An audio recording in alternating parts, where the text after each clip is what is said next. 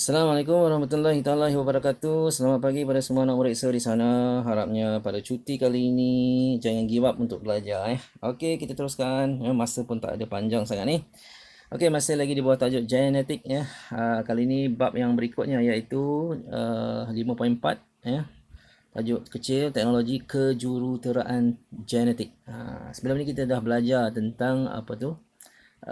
Kromosom, kita dah belajar juga tentang pembahagian sel, kita juga telah mempelajari mutasi. Okey, so yang keempat ni ialah teknologi kejuruteraan genetik.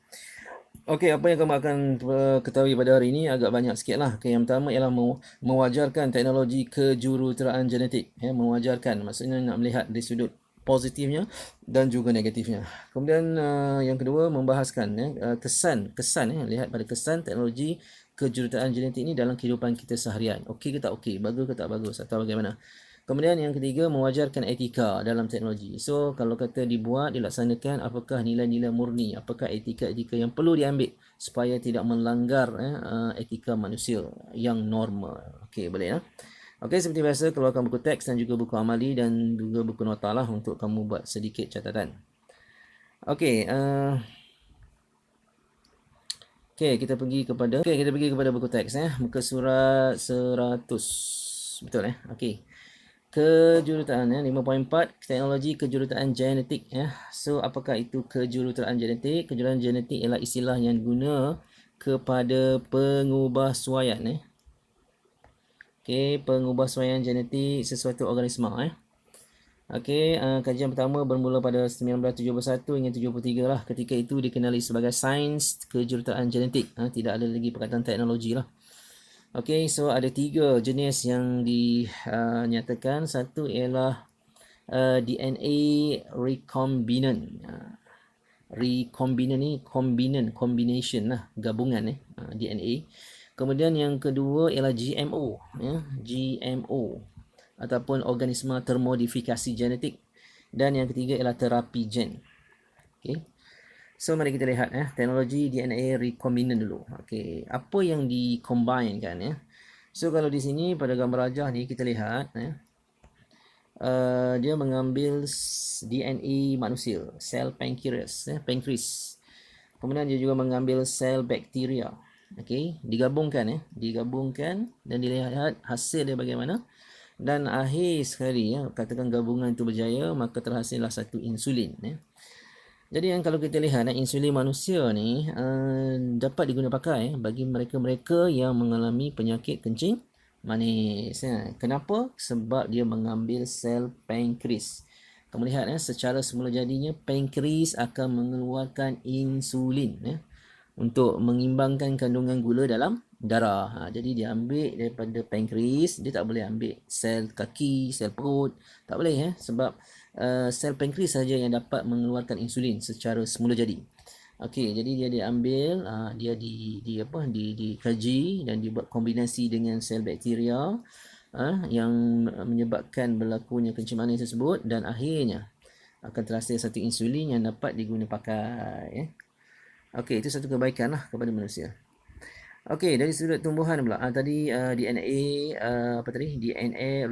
DNA recombinant Okey, yang berikutnya ialah GMO GMO. So GMO, okey, gambar ni nampak kan? Itu gambar jagung Dulu kita ada jagung yang kecil, tapi sekarang kita ada jagung yang besar, yang manis, yang enak kan?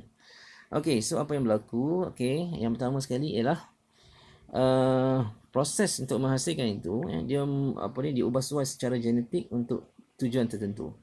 So apa tujuannya? Tujuan dia ialah untuk meningkatkan kualiti. Okey. Kemudian dapat menghalang perosak atau penyakit. Maksudnya pokok tu ditahan terhadap penyakit. Kemudian nilai nutrisi yang lebih tinggi. Nilai nutrisi yang lebih tinggi, dan seterusnya ialah dapat mengurangkan masalah pencemaran alam Okey, so kalau kita melihat gambar ni, ini adakah buah temikai kan terhasil akibat teknologi kejuruteraan genetik? So jawapannya tidak kan. Sebab apa? Sebab ia bukan melibatkan penggabungan DNA satu organisma dengan DNA organisma yang lain. Dia hanya berubah dari sudut bentuk saja sebab ditanam dalam acuan. Katakan pokok temikan yang telah mula berbuah mungkin dalam sebesar buah telur, kemudian dia letak dalam bekas yang bentuk petak ke, bentuk segitiga ke, maka jadilah buah tu sedemikian. So ini bukan terhasil melalui daripada kejuruteraan genetik, tidak. Okey, kemudian kita lihat kebaikan dan keburukan. Okey, kalau kita lihat di sini, kebaikannya mengenal pasti dan menentukan penyakit bakal. Kemudian menghasilkan tanaman dan ternakan berkualiti. Kemudian tahan terhadap sakit. Kemudian memerlukan masa yang singkat untuk dituai. Dan akhir sekali menghasilkan insulin untuk membantu kesihatan manusia bagi mereka yang mengalami kencing manis. Dari sudut keburukannya pula, dia boleh menyebabkan alahan. Kemudian akan pupusnya spesies yang asal. Kemudian akan menyebabkan mutasi pada pengguna. Kemudian dia akan menyebabkan penggunaan yang disalahgunakan, menghasilkan senjata biologi. Dan yang akhir sekali menghasilkan organisma yang mempunyai daya tahan yang tinggi terhadap pestisid. Pestisid ni macam serangga organisma perosak lah. Okey. Okey, kemudian kita lihat dari sudut etika dia. So apa etika yang perlu diambil? Yang pertama sekali ialah perlu adanya integriti yang tinggi, yang tidak menyalahi moral dan agama. Kemudian teknologi kejuruteraan genetik dapat membantu manusia dari segi kesihatan, seperti menciptanya insulin. Kemudian dapat membantu manusia untuk menyelesaikan masalah kurang makanan dan kerosakan tanaman. Maksudnya penghasilan makanan, contoh padi lah. Padi kalau dulu tanam setahun sekali, tapi kali ini boleh 3 kali setahun. Maksudnya bila tanam dia cepat berbuah. Kemudian seperti ayam juga, ayam KFC tu kan. Ayam tu diternak dalam masa 44 hari kan katanya, daripada dia menetas sampai dia boleh dipotong, disembelih. Kan 44 hari. Kalau kita lihat ayam di kampung tu, okey, berapa lama dia nak membesar? Lambat kan. Jadi maksudnya ayam-ayam yang diternak tu akan dicucuk dengan sejenis ubat lah. So ubat tersebut adalah hasil daripada penyelidikan kejuruteraan teknologi kejuruteraan genetik tersebut. Bila cucuk tu dia cepat membesar lah. Okey, kemudian apa lagi etika? Etika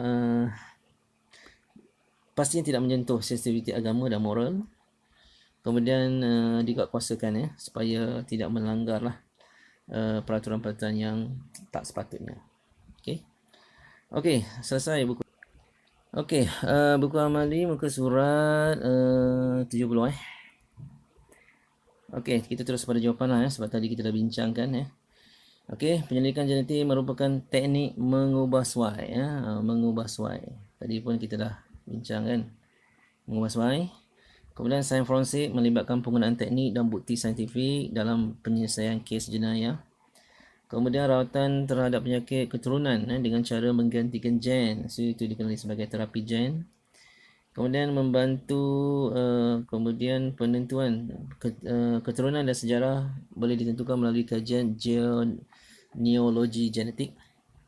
Kemudian membantu mengesan jenayah, iaitu identiti jenayah, kita dapat kesan. Kemudian pewarisan menghalang pewarisan penyakit genetik. Kita dapat bendung lah kan, penyakit genetik contoh macam apa dia, gout kan. Itu penyakit genetik tu.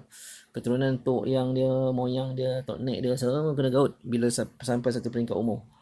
Kemudian kencing manis pun ada kalanya ialah dikenali sebagai penyakit genetik juga. Boleh Okey, kemudian mengesan, mencegah dan merawat penyakit genetik. Kemudian penyelidikan genetik juga boleh mendatangkan kesan buruk. Okey, nombor 6 So DNA yang dikumpul dari lokasi jenayah berpotensi mengandungi DNA daripada individu lain. Pun ada kemungkinan. Terapi gen boleh memberi kesan sampingan seperti mutasi dan penyakit baru. Okey, wujudnya penyakit baru lah. Contoh macam isu sekarang lah COVID-19 ni. Satu ketika dulu dia punya virus dia begini. A lah katakan. Tapi once dia dah masuk ke dalam satu populasi manusia di satu kawasan, contohnya di negara yang sejuk katakan. So virus tersebut dia boleh memutasikan diri dia dia jadi bentuk yang lebih canggih lagi, lain lah. Jadi dia boleh bermutasi. So ini dia antara kesan yang buruk lah. Kemudian yang seterusnya ujian DNA ya. Ujian DNA memerlukan kos yang sangat tinggi ya. Okey, yang berikutnya ialah kejuruteraan genetik. Okey, tadi pun kita dah bincang. Okey, kemudian kejuruteraan genetik ialah teknik memanipulasi gen untuk mewujudkan kombinasi gen baru Okey, kemudian kita lihat apakah kejuruteraan genetik melibatkan pemindahan gen pada molekul DNA satu organisma kepada molekul DNA yang lain Okey, ada 3 jenis. 3 jenis seperti yang kita bincang tadi. Satu ialah recombinant DNA, kedua ialah terapi dan yang ketiga ialah GMO Okey, tiap-tiap satunya ada ciri-ciri tertentu. Okey, recombinant DNA untuk menghasilkan ubat-ubatan dan vaksin. Contoh insulin. Terapi gen, penyisipan gen normal untuk menggantikan gen mutan untuk merawat penyakit genetik. Kemudian GMO pula untuk menghasilkan generasi baru contoh pada haiwan lembu kan. Pernah dengar selembu Selembu ialah kombinasi di antara lembu dan seladang Kambing biri-biri mungkin dengan kambing biri-biri dengan kibash kan. Ikan salmon adalah ikan dengan lain Okey, kemudian contoh tanaman jagung kan, betik, kacang soya. Okey, itu di antara yang berlaku pada GMO pada tumbuhan Okey, kita lihat kepada kebaikan dan juga keburukan. So, bagi kebaikan, baka, merawat penyakit baka, tahan sakit dan mencegah kepupusan. Maksudnya, katakan satu spesies itu dah makin pupus. Dengan adanya teknologi kejuruteraan genetik, maka dia masih lagi berterusan Maksudnya, masih lagi dapat wujud sampai ke hari ini.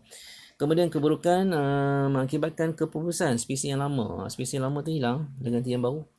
Kemudian bahan temuan demokrasi dapat memberi kesan sampingan seperti alahan Kemudian penggerunaan juga mungkin boleh melanggar moral, etika dan agama Contoh dia kalau kata normalnya manusia lelaki dan perempuan apabila bernikah kemudian bersama akan menghasilkan individu yang baru ataupun anak Tapi mungkin tak tahulah, ini kajian pun juga sedang berjalan. Lelaki perempuan dia tak perlu dah.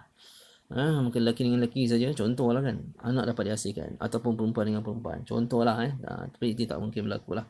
Tapi itulah contoh-contoh yang dianggap sebagai melanggar aspek moral Okey, kemudian penyelidikan genetik dijalankan tanpa melanggar itu etika lah Kemudian membantu meningkatkan kualiti hidup manusia dari sudut kesihatan dan penguatkuasaan undang-undang, mengelak penyalahgunaan teknologi kejuruteraan genetik Okey, jadi saya rasa cukuplah setakat ini untuk hari ini, iaitu ulang balik iaitu bagaimana teknologi kejuruteraan genetik itu dapat memberi sesuatu yang baik dan juga boleh menyebabkan sesuatu yang buruk kepada kehidupan manusia. Okey.